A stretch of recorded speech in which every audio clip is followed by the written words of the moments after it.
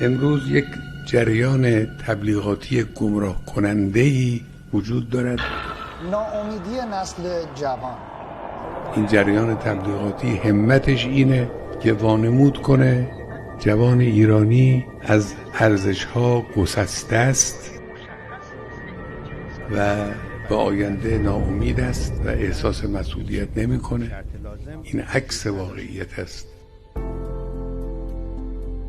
نسل جوان ما در همه عرصه‌ها و میدان‌ها دارای حرکت درخشنده بوده است تا امروز، در آینده هم انشالله همینجور خواهد بود، چه در دفاع از میهن، چه در دفاع از امنیت، چه در کمک به جبهه مقاومت در کل منطقه، چه در خدمات اجتماعی، چه در پیشرفت‌های علمی.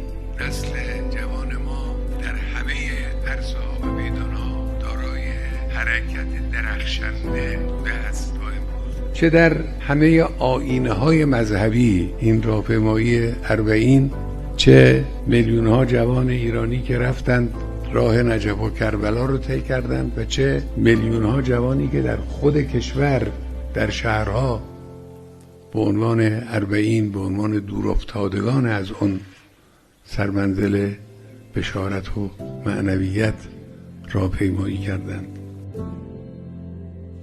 چه در میدان تولید و ابتکار که خبرهای اون رو در تلویزیون مشاهده می‌کنید که هر روزی در یک بخشی از بخش‌های تولید کشور، صنعت کشور، یه حرکت جدیدی رو جوانهای ما دارن ارائه میدن.